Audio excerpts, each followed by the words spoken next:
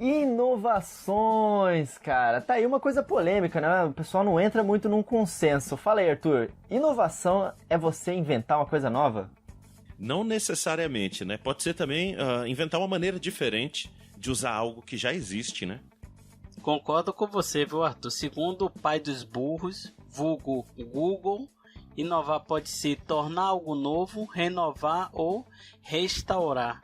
Aí eu vou levantar uma polêmica aqui. O próprio Virtual Boy foi uma inovação, vocês concordam?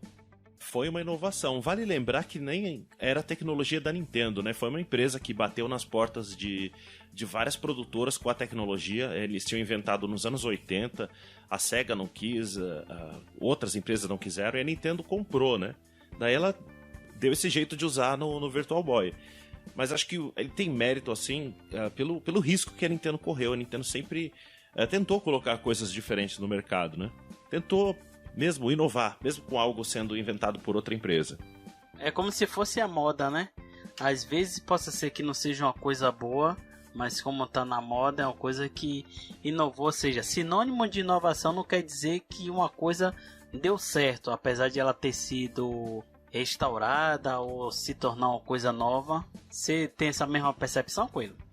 Com certeza. Muitas vezes é associado também até a popularização de alguma coisa. É uma tecnologia ou uma ideia que já é utilizada, só que é mal utilizada, ou então não foi utilizada ainda no mercado de forma com um design, um approach um pouco mais humano, que as pessoas consigam entender de forma mais fácil e consigam utilizar. Por exemplo, a própria Apple, né? Quando a gente fala do iPod aí, já existiam outros MP3 players, né? Só que a Apple foi lá, criou o ecossistema do iTunes para você poder baixar as músicas e tudo lá. E aí isso é dito na indústria inteira como a inovação da Apple, né? É o que mudou, mas na verdade eles não inventaram uma parada nova, eles simplesmente inovaram no sentido de popularizar aquilo de uma forma inteligente. O próprio Super Mario, né, Arthur, quando ele foi lançado pela primeira vez no Nintendinho, foi uma grande inovação e meio que revolucionou toda a maneira de se jogar videogame lá nos anos 80, né? Realmente o Mario foi uma influência pela maneira com que foi feita, né? Mas um caso típico de inovação, que não é necessariamente algo que a Nintendo inventou, né?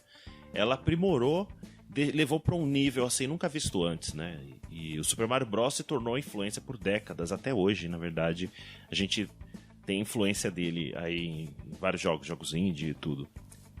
Eles pegaram um conceito que já existia, né, em Pitfall e em vários outros jogos anteriores, e eles deixaram de uma forma muito mais intuitiva, colocaram uma física de pulo para, enfim, você consegue controlar um pouco o personagem até no ar, e eles deixaram um approach muito mais inteligente, né, muito mais intuitivo, e se tornou padrão do resto do que a gente veria no futuro aí dos jogos side-scrollers.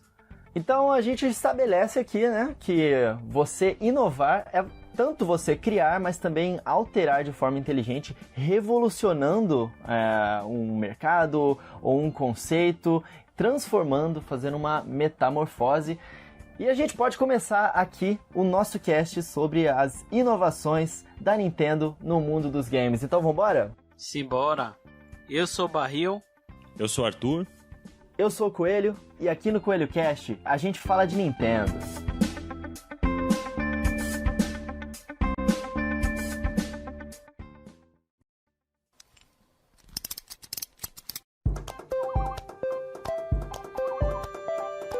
Coelho Cast, o podcast do canal Coelho no Japão.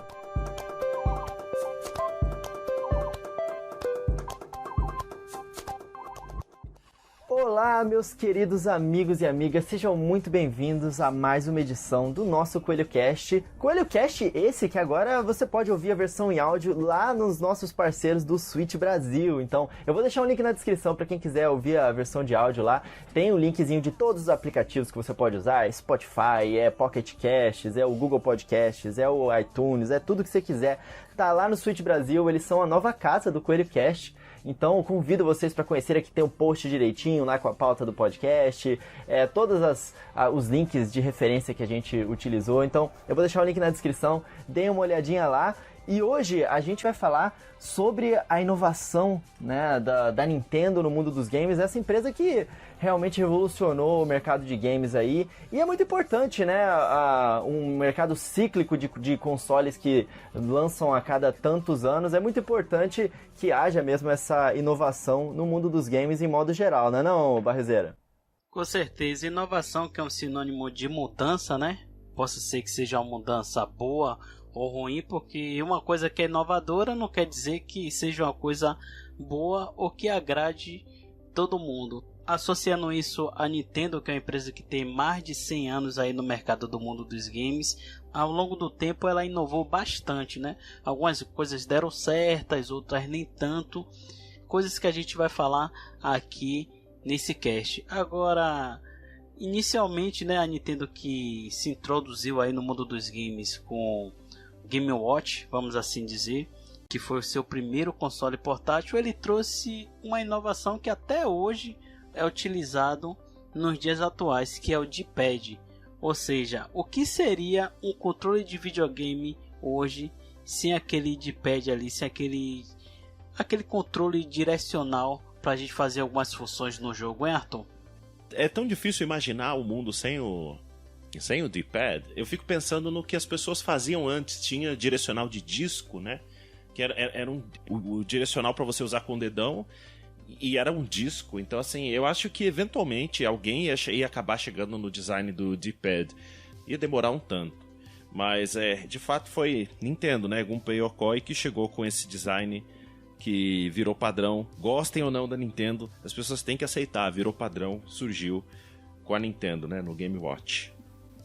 O D-pad ele tornou muito mais acessível, né, os jogos, né, de uma forma muito mais confortável, porque era muito comum o direcional que era dos arcades, né, que você tinha aquele manche, né, aquele formato de manche, tanto que o Atari também utilizava isso em casa, só que o Gunpei Yokoi fez, né, no Game Watch, e a Nintendo adotou isso lá no Nintendinho, e trouxe para dentro de casa de uma forma onde as pessoas podiam colocar a mão ali de uma forma ergonômica, né? Segurando o controle ali com os botões de face também, porque isso também foi importante. Não é apenas o D-pad, mas os botões de face ali que você podia ter acesso com o seu dedão, né? Você não precisava segurar uma mão e com o outro dedo você apertar, né? Os botões ficavam ou em cima do manche ou então do lado do controle.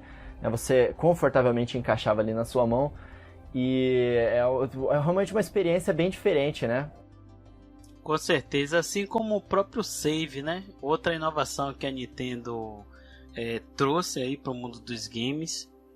A gente pode dizer que aprimorou coisa que já existia, tornou assim funcional.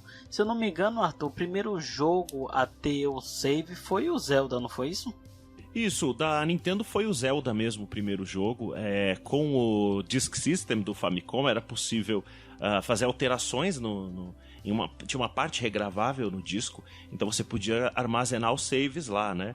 Então Zelda e Metroid surgiram dessa forma. Quando o Zelda foi para as Américas, ele ganhou a bateria de save, e o Metroid ganhou Password, né? Ganhou o sistema de passwords. Tiraram o save do Metroid do NES fora do Japão. Mas a função de save em si já existia em jogos de computadores, como jogos de texto, coisas bem rudimentares mesmo no começo dos anos 80, né? Mas Zelda foi um dos primeiros. Com certeza. Na verdade, a gente não dá a devida importância a isso. É uma das poucas coisas que a Nintendo inovou de uma forma tão relevante para o mercado e as pessoas não comentam muito, né? É muito comum a gente ouvir o pessoal falando do D-pad e tal. Mas o save é muito importante. Na verdade, ele já existia, né, anteriormente no Atari. Você conseguia salvar os seus high scores, né? O ranking ali dos jogos e tal. A pontuação.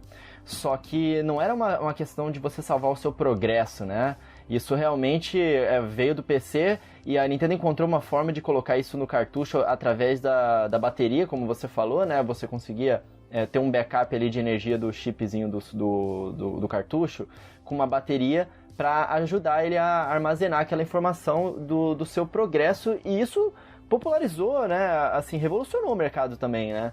né? Depois disso, os jogos puderam passar a ser maiores, né? Puderam passar a ser mais complexos, porque você não era aquela jogatina que você tinha rapidinho ali e tinha que reiniciar. Permitiu isso, então foi uma inovação muito importante para a indústria dos games, que a Nintendo popularizou e não é tão falado assim na indústria. Eu queria voltar no ponto aqui sobre os controles, né? Que a Nintendo sempre foi o mecanismo que a Nintendo mais inovou ao longo do tempo aí no mundo dos games, nos seus controles em si, porque a gente teve o controle do NES, né? A gente teve o controle do NES que foi basicamente uma evolução do controle do Game Watch. E aí a gente tem um controle do Super Nintendo que trouxe uma outra inovação que também é utilizado até os dias atuais, que é o botão LR, que hoje a gente utiliza como gatilho. Eu não consigo imaginar como um jogo de, sei lá, um jogo de tiro ou de ação seria hoje em dia sem ter esses botões, esses gatilhos, não é, Arthur? Exato. Isso foi uma coisa que o Super Nintendo apresentou e, mais uma vez, é uma ideia que parece tão simples, né? Mas ninguém colocou algo parecido antes da Nintendo, né? O Genesis, ele tinha aqueles 3 botões ali na face inicial. Outros concorrentes do Super Nintendo ali, eles tinham 6 botões de ação, né, digamos assim, na frente do controle, né? O que a Nintendo fez, ela facilitou, porque isso veio do arcade, né? No arcade ele tinha aquela organização dos 3 botões em cima, 3 botões embaixo, fazendo 6 ali. Aí no Street Fighter, por exemplo, tinha soco forte, soco fraco, os 3 socos juntos, tudo mapeado em botões diferentes, é a coisa que a gente vê até hoje, né? E o que a Nintendo fez foi organizar isso mais uma vez de uma forma ergonômica, você deixando com fácil acesso do seu dedão a 4 botões de ação inicial, e você tem esse quinto e sexto botão no acesso do seu indicador, né? Permitindo que, por exemplo, imagina você jogar F0 no controle do Genesis, por exemplo. O F0 que usa os botões de ombro para você inclinar a sua nave para fazer as curvas de forma mais fechada, né? Você apertando um botão na face do controle é muito esquisito, mas fica muito intuitivo usando os gatilhos, né? Os botões de ombro ali do controle, esquerda e direita. Então isso foi uma inovação que, mais uma vez, virou padrão da indústria, porque tem muita aplicação para diferentes tipos de jogos que você consegue utilizar. Você sabia que a Dynacon lançou na época, eu lembro desse controle, coisa mais bizarra, um controle para Super Nintendo, a fabricante da Dynavision, né, a Dynacon, um controle do Super Nintendo que tinha o layout, o tipo de controle igual ao do Mega, com 6 botões, então é impossível jogar F0 com eles. É impossível. Eu tenho o Fighting Commander, que é da Capcom, que também é assim, mas aí, bom, ele é feito para jogos de luta, é específico.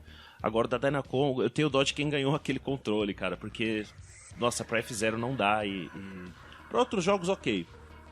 Mas F0 ele é essencial.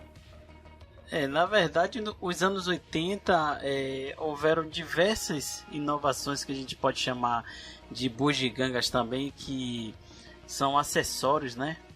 Tanto pro Super Nintendo quanto pro Nintendinho, que é aquela pistola, a mão biônica, que apesar de nos dias atuais a gente meio que achar um absurdo, né? Como diabos aquilo era funcional e as pessoas compravam para jogar lá no Nintendinho e no Super Nintendo. Na época era uma coisa até que meio que funcionava e até chamava a atenção, né, dos consumidores de um modo geral, e também era um grande marketing, um grande diferencial, vamos assim dizer, de determinadas marcas e de determinados videogames.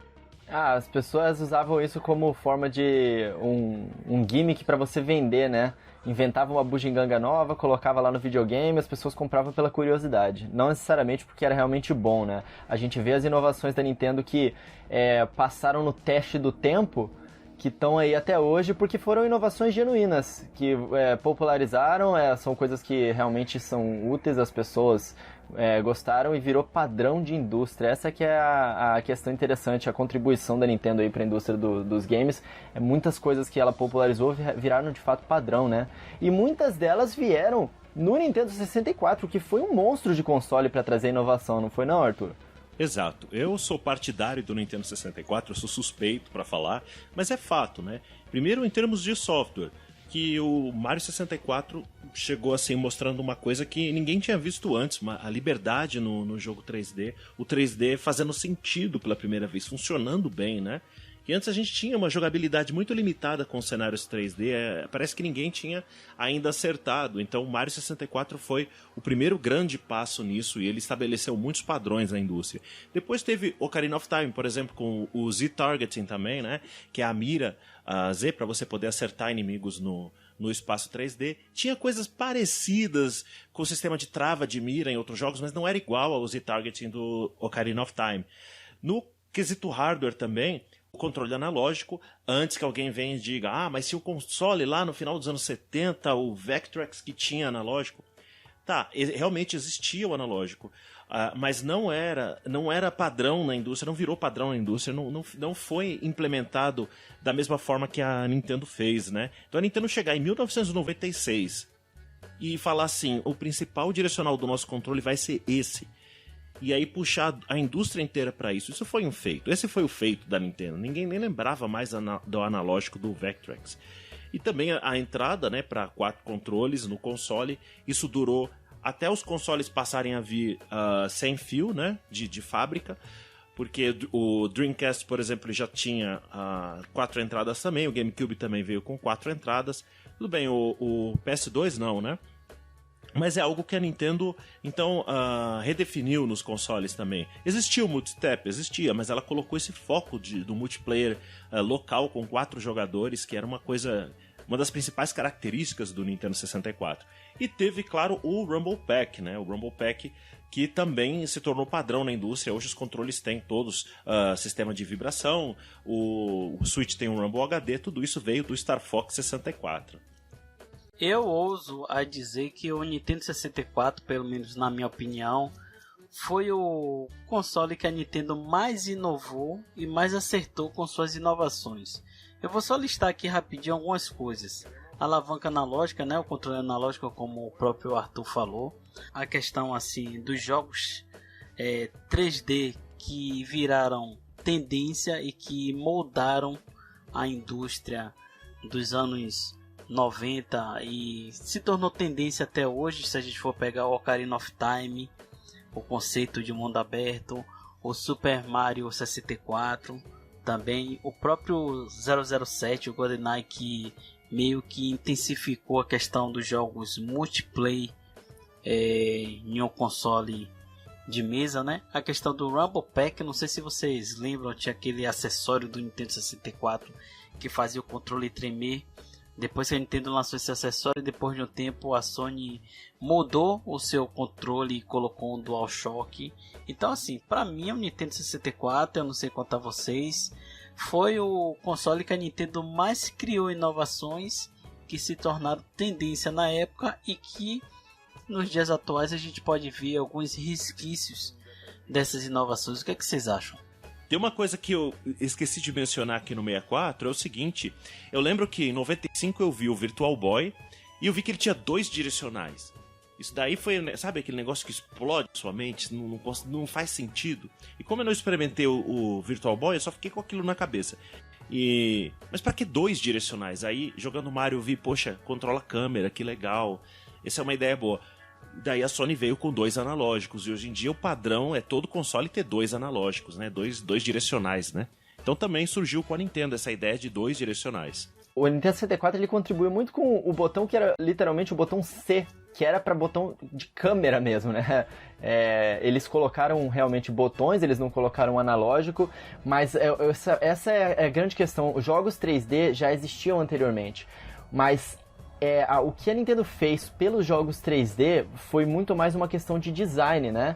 Tanto que você pega ali os jogos 3D pré-Super Mario 64 e os jogos 3D pós-Super Mario 64, é um divisor de águas ali, né? Não dá pra você comparar. O Super Mario 64, ele fez tanta coisa certa, né? No sentido de controle do personagem, no sentido de você controlar a câmera ali com os botões C do Nintendo 64, né? Você conseguir modificar, enfim, o controle do personagem ali com o analógico, o mundo, a forma de você explorar o mundo, o Zelda, né, o Ocarina of Time, o que ele fez pelos mundos 3D de jogos de aventura também, criou uma série de conceitos utilizando o próprio controle do Nintendo 64, que ampliou essa questão do gatilho, né, com aquele botão de baixo, né, ele tinha os botões de ombro, mas ele criou um gatilho ali embaixo, e aí no Zelda Ocarina of Time você utilizava aquilo para você travar a mira no inimigo.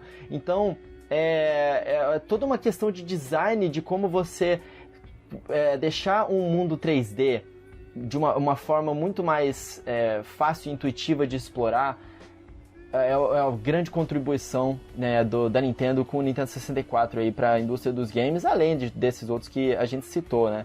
E eu acho interessante a gente comentar aqui a questão do analógico, que muita gente acha que, na verdade, ele começou no Atari, né? As pessoas acham que aquele manchezinho era analógico por causa do formato dele, não é não, Arthur? Exato, o pessoal acha que é analógico por causa do formato, mas por dentro ele tem as 4 direções, ele tem 4 botões digitais, né, que tem 2 posições, é apertado e solto, como um direcional normal, como um D-pad. Então as pessoas não entendem que quando a gente fala em analógico é dentro, é como funciona internamente o mecanismo. E na verdade, para ser bem técnico mesmo, o controle do Nintendo 64 ele é óptico, ele tem um sensor óptico que ele capta o movimento, né? Tem os discos lá, as engrenagens com furinhos, e ele lê quantos furinhos passaram quando você girou. Então ele tem um sensor óptico, ele é bem diferente dos analógicos mesmo, que vieram depois com potenciômetro. Mas é bem diferente do sistema do D-pad, que era o mesmo usado dentro do controle do Atari, né? E dos arcades também, que é só um manche por fora. E só complementando aí uma coisa que eu falei no início aqui sobre o Nintendo 64, sobre seus jogos multiplayer, né? Além de ele ser bem funcional pro console, um fator que ajudou bastante foi os 4 controles, né? Que, se eu não me engano, o Nintendo 64, entre as principais linhas assim de videogames da atualidade, foi o primeiro a suportar ali 4 controles, e fazia jus você ter até 4 controles do Nintendo 64 para você jogar tipo um Mario Kart, 007, era bem funcional naquela época. Então meio que uma coisa ajudou outra, né? Um videogame que ele teve um foco assim significativo em jogos multiplayer, e de um lado um videogame que suportava 4 controles para você usufruir desses jogos.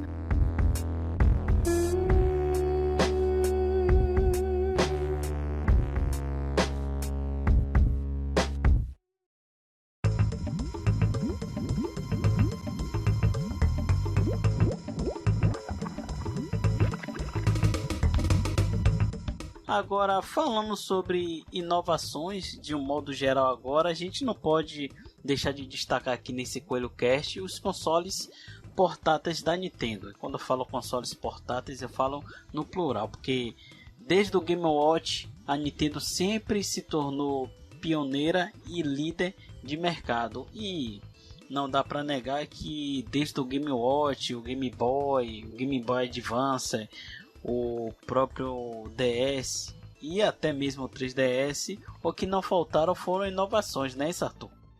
Exatamente. Principalmente nos últimos 20 anos, a Nintendo tem aquela coisa de... aquele pensamento, por que eu vou lançar um console novo que é igual ao anterior, né? Então ela sempre tenta trazer algo diferente, alguma inovação que seja, ou gimmick. Isso que torna emocionante, né? Esperar a próxima plataforma da Nintendo. O que será que eles vão lançar depois? Eu lembro quando anunciaram o DS com 2 telas. Eu fiquei muito surpreso. Eu já conhecia o Game Watch que tinha 2 telas. Eu joguei quando era criança o Game Watch Donkey Kong com 2 telas. Mas jamais imaginei que a Nintendo ia fazer um portátil, um console portátil mesmo com 2 telas. Então eu fiquei surpreso com o DS, né? Quando o 3D do 3DS, inclusive, que eu gosto muito, eu não jogo o 3DS sem a 3D, a não ser que o jogo não tenha essa opção, como é o caso do Dragon Quest VIII, que eu tô jogando agora, mais recentemente, né? Mas eles sempre surpreendem. Nos consoles de mesa também, né? O controle do Wii, enfim. É sempre emocionante esperar o que a Nintendo vai trazer depois. O que a Nintendo vai trazer na próxima geração. Enquanto os concorrentes é só na base do... mesma coisa, só que com hardware melhor.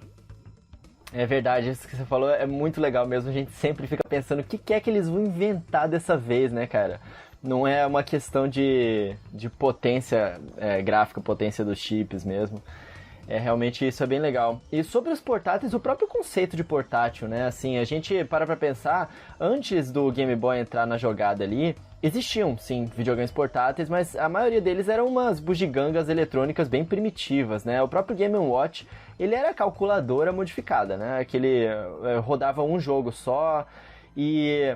Até que a Microvision realmente, em 79, né, 10 anos antes ali do portáteis da Nintendo ali, ela conseguiu fazer o Pocket Computerzinho ali, trocar as placas para ter jogos diferentes Só que isso nunca durou muito, né? As outras coisas que as empresas tentaram fazer portáteis era sempre essas bugigangas que eram calculadoras modificadas, né, com jogos bem simplesinhos, bem primitivos.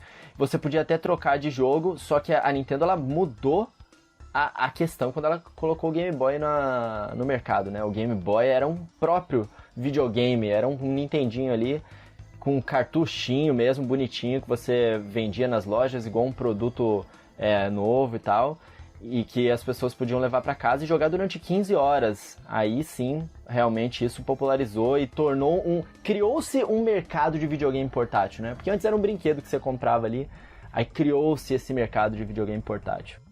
E o próprio design também dos consoles portáteis de diferentes gerações era uma inovação para a época, né?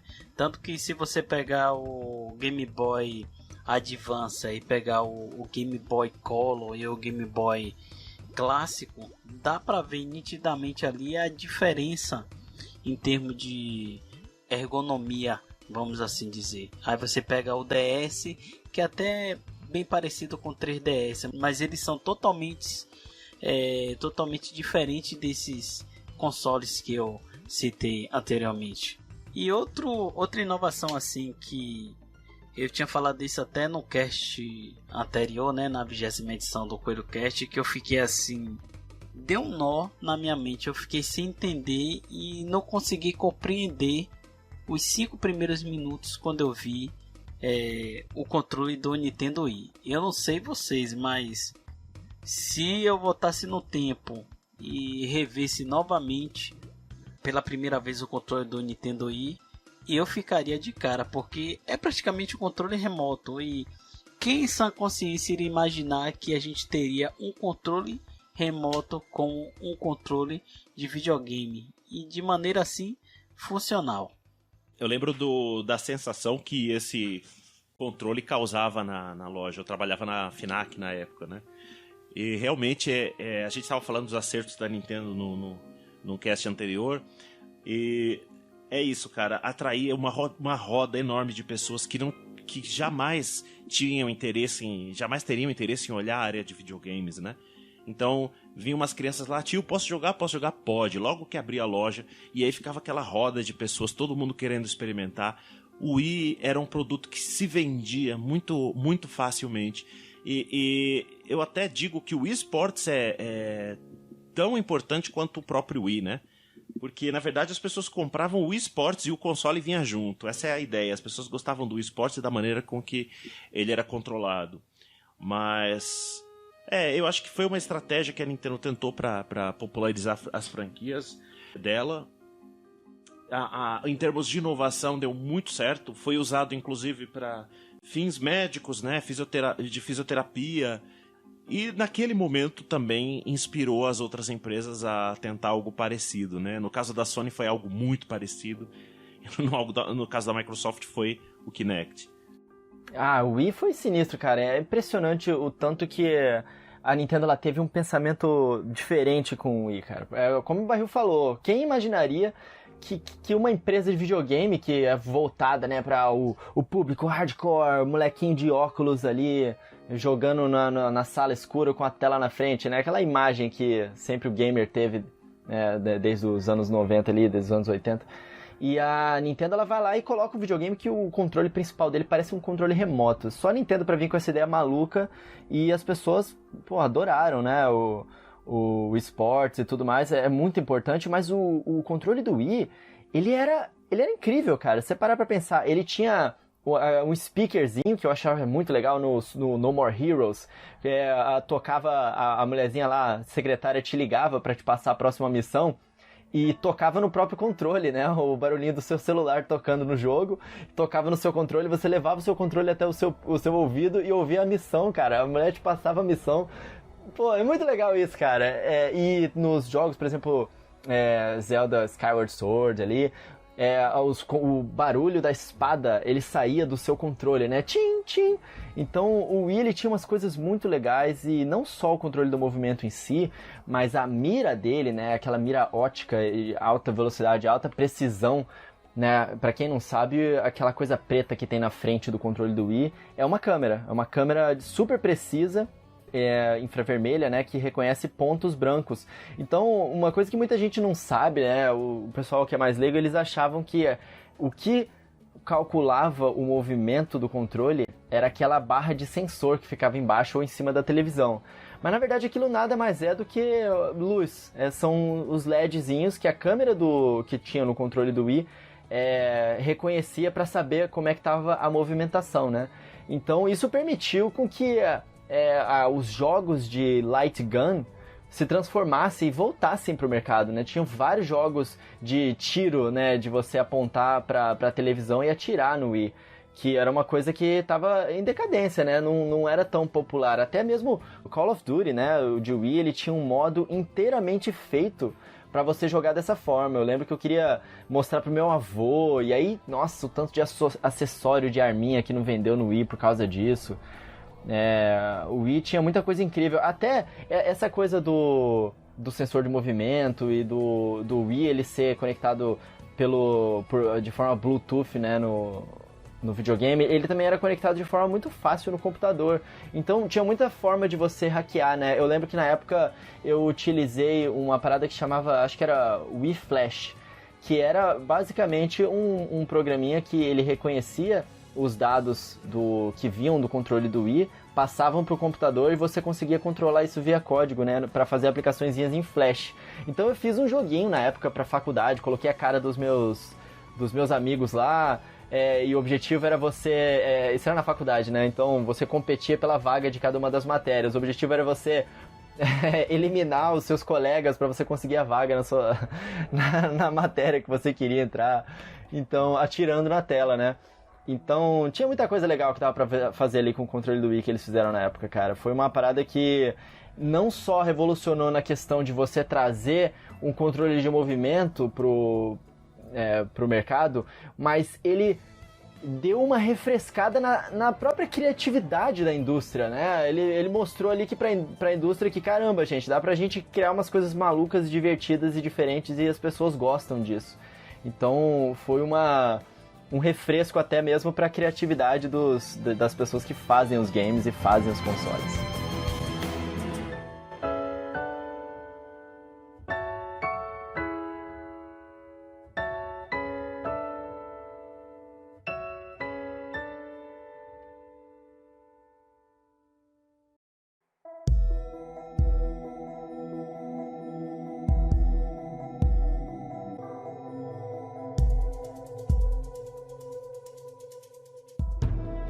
Agora sim, a gente já falou bastante de várias inovações da Nintendo que deram certo na época, e algumas dessas inovações até os dias atuais virou tendências, né?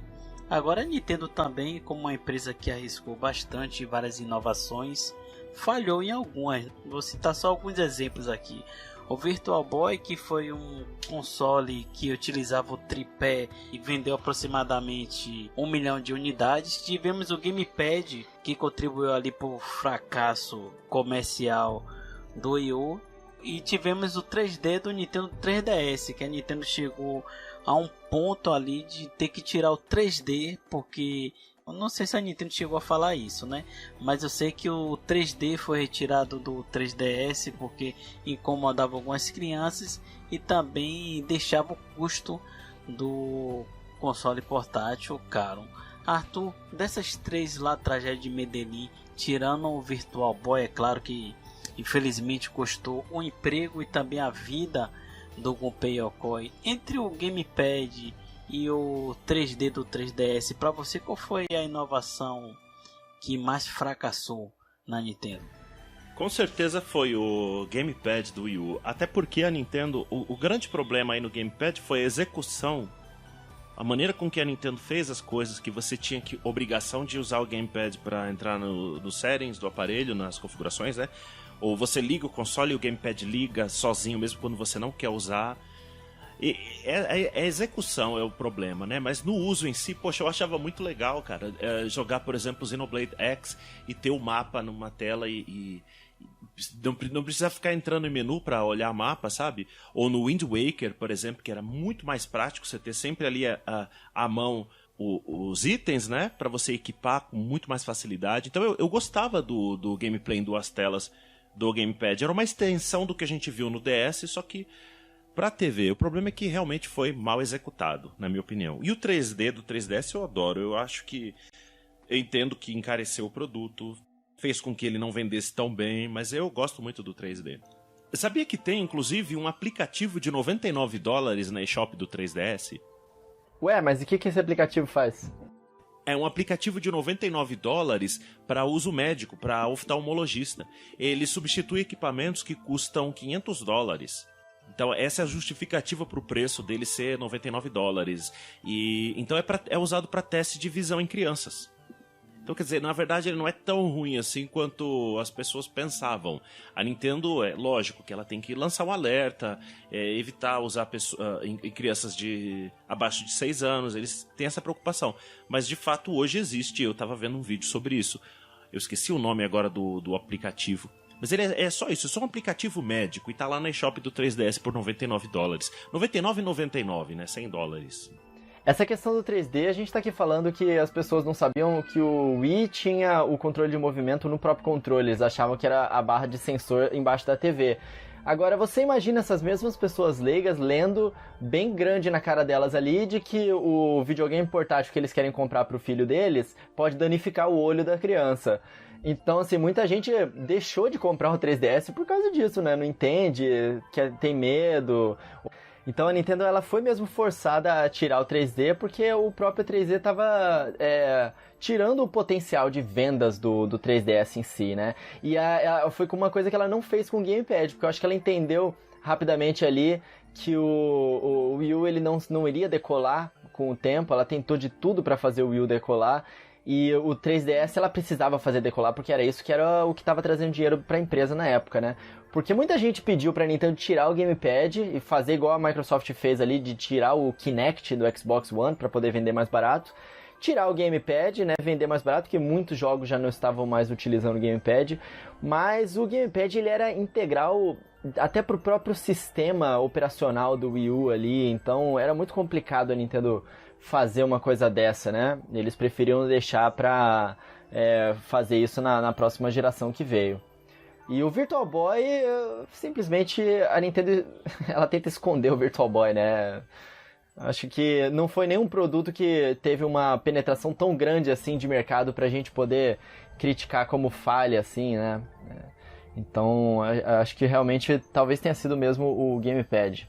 Mais uma coisa que fracassou e voltou anos depois, que a Nintendo inovou, cara. Muita gente não sabe que quem inventou a selfie, que hoje é uma parada tão famosa aí nos celulares, todo mundo fica tirando selfie com cara de pato, foi a Nintendo com o Game Boy, cara. A Game Boy Câmera, né, você conectava lá no Game Boy virada pro seu rosto ali, pra você poder tirar foto ali e imprimir na Game Boy Printer. Então tinha até uma impressorinha ali no Game Boy, que foi uma inovação maluca que a Nintendo fez. E uma outra inovação maluca que a Nintendo fez também foi na época do Nintendinho. Ela fez uma máquina de tricô. Cada coisa que inventou aí anteriormente. Pois é, mas assim, só para finalizar o nosso bate-papo aqui sobre inovações, O que vocês acham sobre o Nintendo Switch? A gente pode considerar uma inovação? Eu, particularmente, quando eu vi o primeiro trailer teaser, em outubro de 2016, eu só tive uma palavra pro Nintendo Switch quando eu vi ele pela primeira vez, que foi inovação. Eu não sei quanto a vocês, mas eu considero o Nintendo Switch um videogame bem inovador. O Switch, na verdade, até a inovação dele, a principal coisa, além de unificar portátil e console de mesa, que é uma coisa que a Nintendo precisava há muito tempo, é justamente isso. Ele é basicamente o Wii U que deu certo, né? Eu considero a inovação do Switch, na verdade, um aperfeiçoamento do que eles queriam fazer com o Wii U. Porque agora realmente é um portátil, você pode sair de casa e jogar onde quiser. E o Wii U você tinha que ficar, claro, perto do console, né, com o gamepad. Então eu vejo mais dessa forma. Claro, eles colocaram a Rumble HD, o sensor infravermelho e os sensores de movimento também, mas isso já não é algo que é tão chamativo hoje em dia, né? Não é algo tão... É só... Como eles mostraram na apresentação de janeiro de 2017, é só uma maneira de incorporar ideias de vários consoles anteriores deles numa coisa só, né? Mas sim, eu acredito que é mais a inovação do mercado mesmo. Você um dia pegou a fanbase e dividiu e agora colocou junto de novo, vai ser uma coisa para todo mundo. E eu tenho certeza que Switch vai ser uma linha de produtos como é a linha de produtos da Apple, por exemplo, não com tantos lançamentos frequentes, né? Mas vai durar muito tempo. Certamente a gente vai ver um modelo com upgrade no futuro. E eu acho que a linha Switch vai bem longe, né? Cara, e assim, a própria inovação do formato híbrido, né, do console é muito grande no Nintendo Switch. A gente vê que existem tablets aí hoje em dia que você conecta na televisão e tudo mais, mas você pegar isso no mercado de games, né, você fazer isso que você acabou de falar, de unificar e trazer um videogame que ele é um console, mas ele é também um portátil tão bom quanto, e que aquela coisa de você tirar os Joy-Cons também, você ter ali 2 controles em um videogame só, né, e que ele se torna um controle mais complexo ou 2 controles mais simplesinhos, que incluem todo tipo de bugiganga também, com movimento, com câmerazinha ali também. Realmente o Nintendo Switch ele tem uma série de inovações, né? A maior delas é a questão híbrida, que vende os jogos por si só. Não é à toa que a indústria hoje, todo mundo está querendo pegar os jogos que fizeram sucesso aí no passado e colocar no Nintendo Switch, porque pela primeira vez esses jogos automaticamente se tornam portáteis, e isso é uma venda em si, né? Porque anteriormente, por exemplo, a Sony ali com o PSP, ela tentou fazer isso, ela tentou trazer para um portátil uma experiência que era de console. E ela até conseguiu, né? Só que nunca houve essa questão híbrida mesmo de você ter as duas coisas, uma experiência excelente na televisão e uma experiência excelente também na questão portátil, né? E para você fazer um jogo para um portátil anteriormente, você tinha que fazer uma série de... Você tinha que refazer o jogo inteiro. Agora o Nintendo Switch ele tem potência o suficiente para você conseguir portar, tirando uns efeitos ali, fazendo um trabalho ali para você fazer o port, mas sem você ter que modificar a estrutura do jogo em si, né? Então você pega um jogo que fez sucesso aí nessa geração, nas gerações anteriores, coloca no Nintendo Switch, automaticamente ele vira um jogo portátil e as empresas fazem rios de dinheiro com isso. E isso é uma parada que tá tendo um impacto agora. A gente está vendo esse impacto acontecer agora, né, no mercado, com o sucesso do Nintendo Switch. Isso é uma coisa muito legal que a Nintendo trouxe aí pra indústria de games.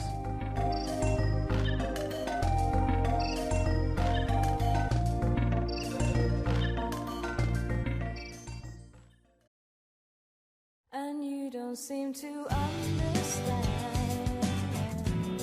A shame you seemed an honest man. Então, meus queridos amigos e amigas, nós vamos ficando por aqui nessa edição do CoelhoCast que está chegando ao final, mas que eu não posso deixar, Bazeira, Arthur, eu não vou deixar essa edição acabar sem comentar, né, sobre a realidade virtual, que não deu muito certo ali no Virtual Boy, e a questão dos avatares, né, porque os Miis, eles trouxeram para os videogames essa questão dos avatares, que depois foram adotados de forma um pouco mais complexa ali no Xbox e no PlayStation. Eu acho que é uma inovação que a Nintendo trouxe ali, que a gente não pode deixar de citar. Então eu queria muito agradecer a você, Barrilzeira, você, Arthur, por mais uma vez estarem aqui nesse bate-papo maravilhoso com a gente. O Barrilzeira é essa pessoa que criou o projeto do Coelho Cast e sempre faz essas edições maravilhosas aí que a gente ouve. E o Arthur, né, que tá sempre aqui, eu vou deixar os canais deles aí na descrição do vídeo. E faça a sua despedida aí pra nossa audiência, Barrilzeira. Pô, Coelho, agradecer mais uma vez aí a oportunidade de a gente estar tendo esse bate-papo totalmente maroto, né? Cada um dando suas opiniões sobre o que acha de determinado assunto. É sempre bom gravar com o Arthur, que agrega bastante aqui no cast. Quero agradecer também aos nobres ouvintes aí do Coelho Cast, que tem uma ótima audiência, né? Tem um ótimo feedback. A última edição do Coelho Cast que a gente gravou foi uma edição bem marota, e essa edição aqui, agora o bate-papo fluiu assim de forma bem dinâmica e passou muito rápido. Então espero que a galera que tenha escutado tenha curtido essa edição. Agradeço mais uma vez, Coelho, a oportunidade de estar aqui trocando ideia com vocês. E Arthur, se despede aí dos nossos ouvintes, meu rei. Primeiro, muito obrigado, Coelho e Barril, por mais esse convite. Sempre um prazer conversar com vocês. E queria agradecer o pessoal todo também que sempre acompanha, ou que acompanhou pela primeira vez, seja no Switch Brasil, seja no YouTube ou em outras plataformas. Muito obrigado, tá? É isso aí, gente. Obrigadão, Arthur. Eu vou deixar um link pro pessoal conhecer o seu canal. Sempre recomendo aí pra galera, que eu adoro o seu canal. O Super Você Tubeia 64. O link tá na descrição. E o Barrilzeira também você pode encontrar ele lá no grupo do Facebook Barrilzeira, onde a gente troca ideias sobre a indústria de games como um todo. E tá a turma toda lá. E eu queria muito também convidar vocês, a gente faz referências aqui, né, aos casts anteriores, os maiores acertos da Nintendo nos mundos dos games, os maiores erros também que a gente fez, um cast inteiro sobre isso, a gente falou sobre a vida do Gunpei Yokoi. E vocês podem entrar no link do Switch Brasil aqui embaixo, que eu vou deixar na descrição. Tem lá o post direitinho e tem lá a versão de áudio que vocês podem ouvir. Inclusive tem, né, como eu falei no início, né, você pode ouvir lá no iTunes e tudo mais. Os links estão lá e você consegue ver a lista das outras edições do Coelho Cast, que tem muita coisa legal. A grande parte das edições que a gente faz aqui são atemporais, você pode ouvir quando você quiser, que o conteúdo vai estar atual, como esse hoje que a gente fez, né? Os agradecimentos também aos apoiadores aqui do canal, muito obrigado vocês que fazem isso tudo aqui dar certo, realmente ajudam muito nas produções aqui do canal, a gente poder manter a qualidade. E a equipe de moderação lá do Discord, que já é a maior comunidade Nintendo do Brasil, então muito obrigado ao pessoal que faz a comunidade ficar viva lá, cria badge, dá pra você passar de level lá dentro da comunidade, tá muito legal, a equipe de moderação é simplesmente incrível lá no Discord, então cheguem lá, beleza? Muito obrigado a todos vocês que ouviram aqui até agora, não se esqueçam de entrar lá na Big Boy Games para poder comprar jogos em mídia física a um preço mais barato, na 03 Games para poder comprar jogos digitais a um preço mais barato, e na Cogumelo Shop para vocês poderem comprar também o Nintendo Switch a um preço mais barato, todas as lojas super confiáveis aí. A gente vai ficando por aqui, um tapa aqui na pata do coelho para dar sorte e nos vemos no próximo Coelho Cast. Valeu!